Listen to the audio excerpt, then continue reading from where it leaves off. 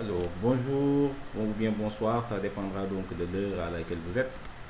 Donc, nous allons continuer nos cours sur l'assurance transport. Alors, si vous vous rappelez très bien, donc nous en étions toujours avec l'assurance corps de navire.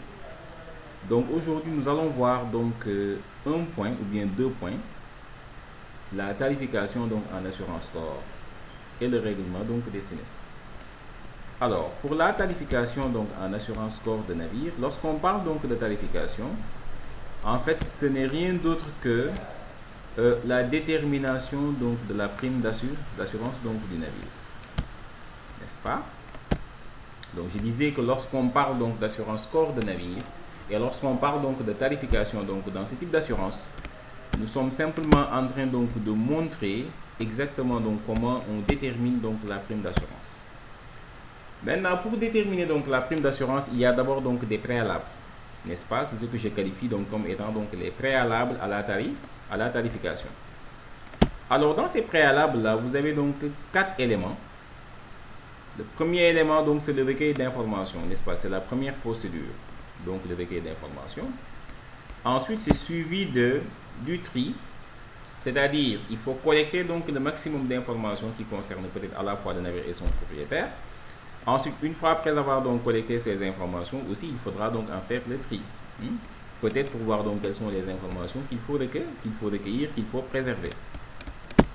Le troisième point, c'est une fois après avoir donc trié, il faudra maintenant faire un diagnostic donc de l'affaire, c'est-à-dire donc voir si l'affaire est bonne ou pas. Et enfin, le quatrième point, n'est-ce pas, donc des préalables, donc c'est la stratégie de négociation. Alors, nous allons voir donc le premier point donc qui consiste, n'est-ce pas, au recueil d'informations. Alors, de quoi s'agit-il? Il s'agit de recueillir le maximum d'informations sur l'assuré. Il est qui? Est-ce qu'il est quelqu'un de bonne foi? Est-ce qu'il est solvable? Si par exemple je veux avoir donc cette information, c'est pas compliqué. Je peux simplement aller donc au niveau du port d'attache où le navire donc est immatriculé. Donc dans ce port, on avait dit qu'on pouvait retrouver donc toutes les informations qui concernaient donc à la fois le navire et son propriétaire. Mais qu'est-ce qu'on recherchait exactement sur l'assuré? C'est surtout donc sa solvabilité. Alors, on va aussi recueillir donc les risques éventuels.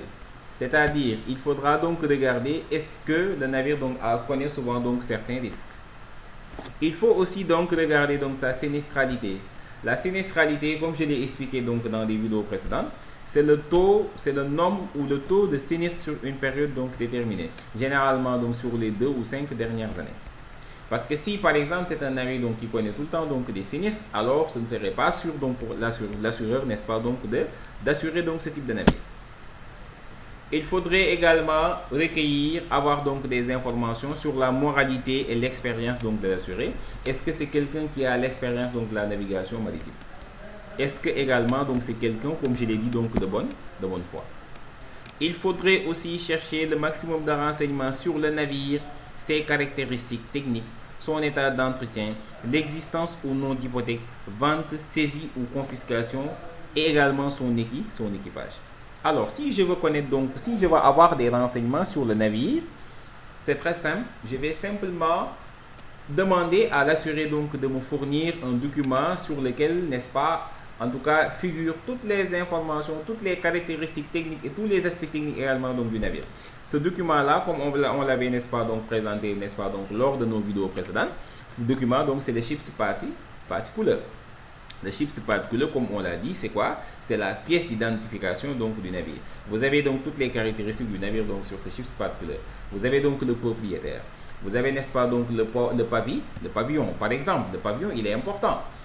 L'assureur peut regarder le pavillon du navire et se rendre compte que c'est un navire allemand, donc qui bat pavillon libérien. Le navire donc est immatriculé, n'est-ce pas, donc à Monrovia. Je donne l'exemple du HS Wagner, le MV HS Wagner. Alors, l'assureur peut se dire attention, ce navire-là, il bat pavillon de complaisance. Le navire donc n'est pas immatriculé donc dans le même pays que, n'est-ce pas, donc n'a pas la même nationalité donc que son propriétaire. Il peut maintenant se poser certaines questions, surtout concernant donc l'état d'entretien même donc de ce navire. Donc sur le chiffre particulier également, vous avez donc le domicile, donc le port d'attache, très bien. Vous avez donc le port d'armement. Vous avez, n'est-ce pas, donc comment dirais-je, le code OMI, donc le code MMSI, n'est-ce pas. Donc vous avez le call sign. Vous avez donc toutes les informations sur le navire. Vous avez donc la longueur, tout ça y comprise, donc ou bien la longueur hors tout. Vous avez également donc la largeur du navire, donc tout ça y comprise aussi. Vous avez donc son tirant d'eau, vous avez, n'est-ce pas, donc la capacité donc des ballasts. Vous avez son port en lourd, parce que le port en lourd, comme on l'avait dit donc la fois dernière, c'est aussi un élément qui est très important donc pour l'assureur, parce que c'est l'assiette de tarification donc des corps de commerce. Vous avez également donc son tonnage, ou bien, n'est-ce pas, donc le volume du navire. On avait dit que c'était exprimé donc en tonnage de jauge brut. Donc toutes ces informations, vous les avez. Donc l'assureur va recueillir donc aussi le maximum d'informations concernant, n'est-ce pas, donc le navire. Il va également regarder son état d'entretien. Il peut faire appel également à un expert pour s'enquérir de l'état d'entretien donc de ce navire, n'est-ce pas. Il peut regarder aussi s'il y a l'existence ou non d'hypothèque, parce qu'il y a des armateurs qui sont véreux, qui peuvent hypothéquer donc le même navire donc à plusieurs, n'est-ce pas, plusieurs personnes. Est-ce que le navire donc a fait donc l'objet d'une vente? Toutes ces informations seront disponibles donc au niveau du port d'attache. Est-ce que le navire donc a fait l'objet de saisie ou confiscation? Ça peut arriver. Parce qu'un navire peut être confisqué, enfin, un navire peut être placé sous contrôle judiciaire. Supposons par exemple c'est le capitaine du navire donc qui est placé sous contrôle judiciaire. Ce qui fait que donc le navire qui est en train donc d'être piloté aussi par ce capitaine du navire là est par exemple sous contrôle judiciaire. Il faut aussi donc s'enquérir, n'est-ce pas, donc de l'équipage. Est-ce que c'est un équipage donc qui est bien formé, n'est-ce pas? Maintenant, ça également, pour l'avoir cette information aussi, il faudra donc demander un document qui s'appelle donc le rôle d'équipage. On en a parlé également lors de nos précédentes vidéos.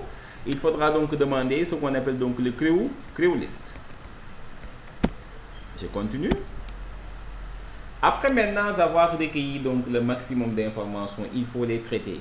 Parce que la première étape donc consistant à recueillir donc des informations, c'est en quelque sorte un brainstorming, n'est-ce pas? C'est en quelque sorte un remue-ménage où je cherche beaucoup d'informations.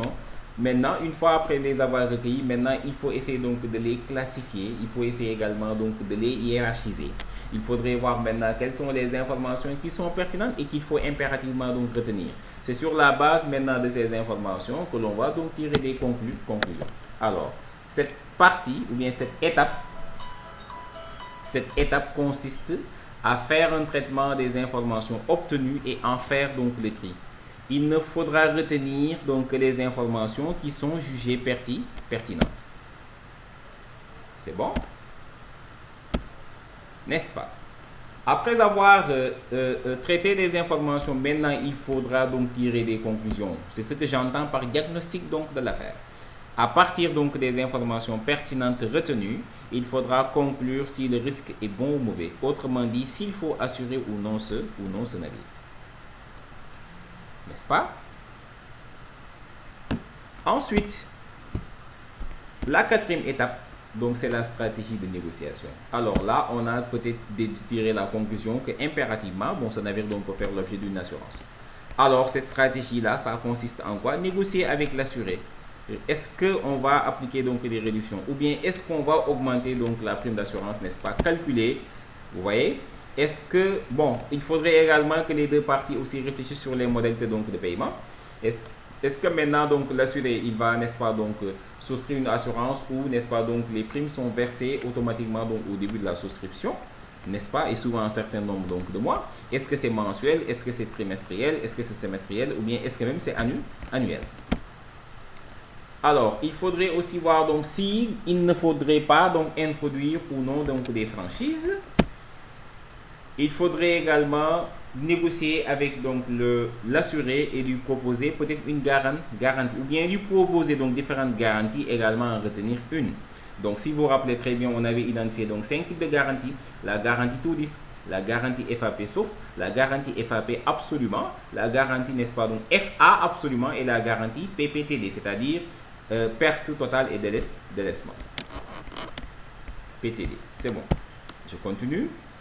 Bon, dans la stratégie également des négociations, il faudra impérativement donc déterminer la valeur d'assurance. Ça aussi, ça fait partie donc des points qu'on avait développés donc dans nos précédents cours. la valeur d'assurance, on avait identifié donc deux types de valeurs. Vous avez donc la valeur agréée, vous avez également donc la valeur expertise. Mais on avait dit que les assureurs avaient tendance à abandonner donc cette valeur agréée au profit de l'option donc la plus sécurisante, donc qui est la valeur n'est-ce pas, donc expertise. Alors, il faudrait également voir si exactement l'assuré n'est pas tenté donc de racheter donc certains risques exceptionnels, parce qu'on avait dit que donc il y avait des risques qui n'étaient pas couverts par les garanties d'assurance corps, mais qui pouvaient faire donc l'objet d'un rachat moyennant le versement donc de surprime. Par exemple donc la guerre et ses assimilés.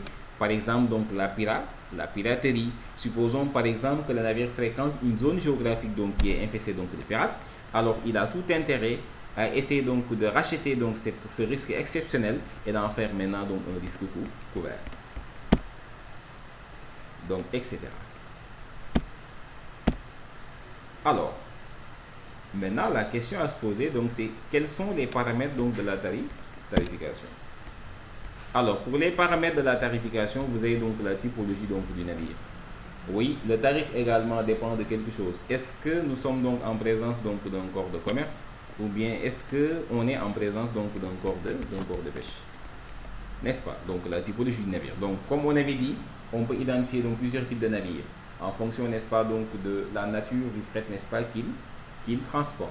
Ce qui fait que donc on sait qu'il y a des porte-conteneurs, on sait qu'il y a des ro-ro, on sait qu'il y a des céréaliers, on sait qu'il y a des tankers, mais nous on avait dit que on allait retenir que deux types de navires, le corps de pêche et le corps de commerce.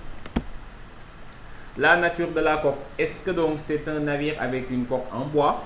Est-ce que donc c'est une coque donc en acier? Est-ce que donc c'est une coque en polyester, par exemple? L'âge du navire, oui évidemment, le montant de la prime que vous allez verser aussi dépendra forcément donc de l'âge du navire. Plus le navire, n'est-ce pas, donc est vieux, et évidemment donc plus donc la prime normalement devrait être salée.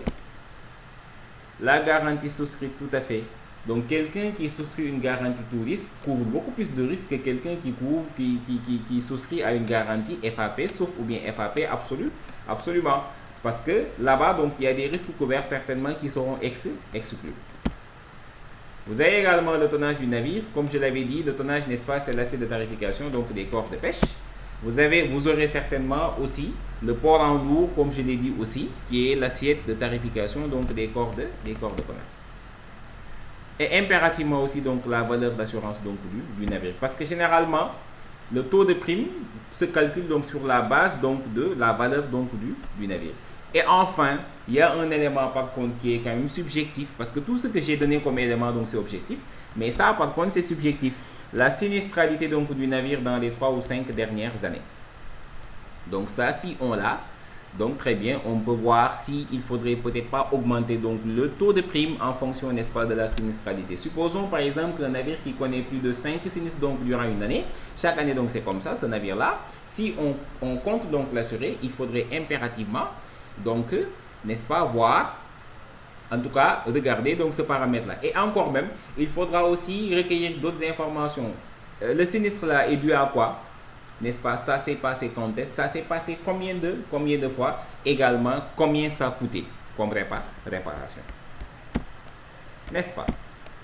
Alors, on va maintenant s'atteler donc au calcul de la prime d'assurance. La prime d'assurance résulte de l'addition d'une prime avarie. Donc, la prime, je l'ai matérialisée, n'est-ce pas, donc par la lettre P. La prime avarie donc est matérialisée par la lettre PA. Et d'une prime perte totale et délaissement que j'ai matérialisé, n'est-ce pas, par PPTD. Donc, ou bien abréviation, n'est-ce pas, que j'ai abrégé en PPTD. Ce qui fait que donc on aura, n'est-ce pas, donc cette égalité. Prime égale prime avarie plus prime perte totale et délaissement. Alors, on va essayer donc de décortiquer. La prime avarie sert à payer donc les avaries partielles, c'est-à-dire les avaries particulières, les avaries communes, n'est-ce pas?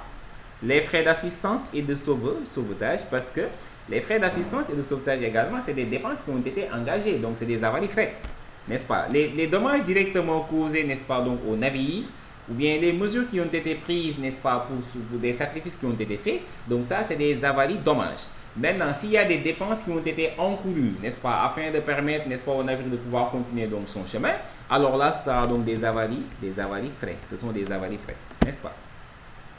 Le recours de tiers donc pour dommages matériels, là également, on va le considérer comme étant donc des avaries frais, hein, parce que on a porté préjudice donc à un tiers finalement qui a exercé un recours pour dommages matériels. Alors, la prime avarie se calcule en somme par TJB pour les corps de commerce, pour les corps de pêche, autant pour moi, et en TPL donc pour les corps de commerce. Donc TJB c'est tonnage de jauge brute et TPL donc c'est tonne port en lourd. Donc le TJB c'est le tonnage du navire et le TPL donc c'est le port en lourd, n'est-ce pas? Donc c'est le poids maximal que peut transporter donc le navire. Alors que le TJB donc c'est le volume du navire. Par contre donc la prime perte totale et délaissement, elle sert à rembourser donc la perte totale et le délaissement. Alors si vous vous souvenez très bien, qu'est-ce qu'on avait dit par rapport au délaissement? On avait dit que c'était la faculté que possédait donc l'assuré en cas de sinistre grave d'exiger le remboursement de la pleine valeur d'assurance moyennant le transfert de propriété du navire ou de ce qui en reste. Il peut y avoir un accident et que l'assuré maintenant décide donc carrément de délaisser donc son navire. Alors, la PPTD, prime perte totale et délaissement, est un pourcentage appliqué à la valeur assurée en fonction de sa typologie et de la nature donc de sa coque. Alors, on va maintenant parler donc du règlement des sinistres. Donc, un sinistre donc s'est produit, n'est-ce pas? Le navire donc est endommagé. Ce qui est sûr et certain, c'est que l'assuré quand même donc devrait préparer un dossier de réclamation. C'est ce dossier de réclamation maintenant qui lui permettra peut-être donc d'avoir une indemnisation. Vous suivez? Alors, on va regarder. Ce qu'il faudrait retenir, c'est que dans le règlement des sinistres en assurance corps de navire, il existe donc deux modes de règlement. Vous avez donc le règlement en avarie et vous avez donc le règlement en délaissement. Alors, le règlement en avarie. Il s'agit du règlement des avaries particulières et avaries communes, ainsi que du recours de tiers et des frais d'assistance donc, et de sauvetage. C'est-à-dire, donc il y a eu, n'est-ce pas, des dommages qui ont été en tout cas des dommages subis par le navire. Bon, le capitaine du navire a ordonné également donc des mesures de sauvetage qui ont abouti à un résultat positif, mais évidemment, il l'a fait donc dans l'intérêt commun et raisonnablement, hein, n'est-ce pas? Ensuite, donc, un autre navire ou bien un tiers donc, a fait un recours contre notre navire, donc il faut impérativement donc l'indemniser pour les dommages subis. Donc tout ça, c'est des avaries. Également donc les frais d'assistance et de sauvetage qu'on peut également même intégrer donc dans les avaries communes. Par contre, le règlement de délaissement, c'est quoi exactement? Alors, on va d'abord commencer par redéfinir le délaissement. Je pense que ce sera donc la troisième fois que je vais le faire. C'est quoi le délaissement? C'est la faculté que possède l'assuré en cas de sinistre grave d'exiger le remboursement de la pleine valeur d'assurance moyennant le transfert de propriété du navire ou de ce qui en reste. Alors, un sinistre donc s'est produit, le navire donc est complètement endommagé, il a même eu un naufrage. Alors, l'assuré se dit, bon, moi, ce navire-là, je n'en veux plus. Je veux simplement récupérer donc la valeur d'assurance de ce navire-là, mais je transfère la propriété donc de mon navire à mon assureur. N'est-ce pas? Maintenant, dans quel cas de figure on peut alors évoquer le délaissement? Le délaissement ne peut être évoqué que si l'un de ces cas a été obtenu et qu'on appelle donc les cas de délaissement. Alors, premier cas. Le premier cas de délaissement, évidemment, c'est lorsqu'il y a un naufrage. Lorsqu'il y a un naufrage, c'est-à-dire, on l'avait défini, le naufrage c'est quoi? C'est une destruction ou perte totale du navire qui, en cours de navigation, coule et est réduit à l'état de départ. Lorsqu'il y a aussi une disparition ou absence sans nouvelles donc depuis plus de 3 mois donc, du navire, ou bien en cas d'impossibilité de réparer le navire, soit parce que les moyens techniques sont impossibles, soit parce que les pièces nécessaires à la réparation sont inexistantes sur le marché. Ou bien lorsque le montant des réparations des avaries à la charge de l'assureur augmenté donc des frais de renflouement du navire atteint ou dépasse donc la valeur assurée. Alors si vous vous rappelez très bien, on avait dit que lorsqu'il y a un naufrage, donc normalement l'armateur de ce navire-là devrait impérativement donc renflouer le navire pour ne pas créer même d'obstacles en mer. Parce que si par exemple le navire donc a sombré quelque part où c'était pas tellement profond, qu'est-ce qui se passe? Les navires seraient donc dans l'obligation donc de faire un contournement. Sinon ils risqueront, n'est-ce pas, donc de s'échouer. Si maintenant l'armateur donc doit renflouer son navire. Il doit en même temps aussi, n'est-ce pas, donc réparer, n'est-ce pas, donc les avaries. Ça va lui coûter cher, supposons donc 300 millions d'euros, des choses comme ça. Alors il peut se dire, je délaisse mon navire, je l'abandonne au profit maintenant de l'assureur qui en devient finalement donc le propriétaire. Maintenant, l'assureur, qu'est-ce qu'il devra faire? Simplement rembourser donc la pleine valeur d'assurance de ce navire. Alors, le délaissement est notifié à l'assureur donc dans les 3 mois de l'événement y donnant lieu. Alors, si, n'est-ce pas, donc, j'ai comment dirais-je, un cas de délaissement, je peux le notifier donc à mon assureur. Maintenant, je le ferai à partir du moment où, n'est-ce pas, donc, le navire a eu son problème. Maintenant, dans un délai, n'est-ce pas, donc, de 3 mois. En notifiant le délaissement, l'assuré doit déclarer toutes les assurances contractées sur ce navire. Donc, si vous vous souvenez très bien, je vous avais dit qu'en assurance corps de navire, donc, les montants étaient tellement élevés que les gens étaient donc dans l'obligation de souscrire plusieurs assurances. Maintenant, ce qu'il faut éviter, c'est que, à la fin, n'est-ce pas, donc, du sinistre, plusieurs assureurs se présentent pour réclamer donc la propriété du navire. C'est pourquoi on dit qu'il faut que l'assuré donc déclare toutes les assurances qui ont été contractées donc sur ce navire. L'assureur aussi a la faculté d'opter pour l'acceptation du délaissement et de la perte totale sans le transfert donc de propriété. Il peut accepter donc de vous rembourser, n'est-ce pas, donc la pleine valeur d'assurance, mais il dit que non, votre navire là, vous le gardez, je n'en veux pas.